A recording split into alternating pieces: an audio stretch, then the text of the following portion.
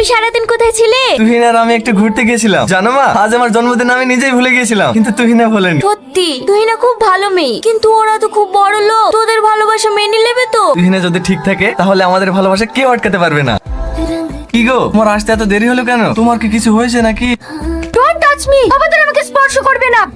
এসব তুমি কি বলছো? হ্যাঁ আমি ঠিকই বলছি, আজ থেকে তোমার সঙ্গে আমার সম্পর্ক এখানেই শেষ। আমার সঙ্গে কোনো রকম যোগাযোগ করার চেষ্টা করবে না। এই তোমার ভালোবাসা? তুমি না বলতে অনেক ভালোবাসি তোমায়? তাই গেল আজ তোমার সেই ভালোবাসা। ভেবেছিলাম তুমি অন্য মেয়েদের মতো না, আজ তুমি প্রমাণ করে দিলে যে তুমিও তাদের মতো বেঈমান। এই তুই মদ খেয়েছি? আমি ইচ্ছা করে মদ খাইনি মা, তুই না আমার জীবন থেকে চলে গেছে মা।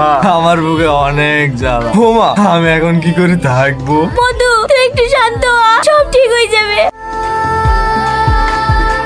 তুহিনা, মা তুহিনা, তুই কার ঘুমে এসছিস আমাদের বাড়িতে? আমার ছেলের অবস্থা খুব খারাপ, তাই তুহিনার সঙ্গে একটু কথা বলতে এসেছি। ওর সাথে কোনো কথা হবে না, তুই এক্ষুনি আমার বাড়ি থেকে বেরিয়ে যা। আমি তুহিনার সঙ্গে কথা না বলে যাবো না। ভিখারি বাচ্চা বলছি কি রে, তুই বেরো বলছি, বেরো না।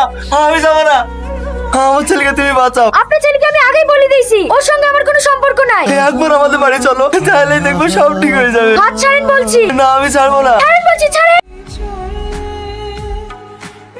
এমন কি হলো যে তুই ওকে ছেড়ে দিলি? আমি ওকে ছাড়তে চাইনি রে। সেদিন যখন ইলিয়াসের জন্মদিন করে আমি বাড়ি ফিরলাম,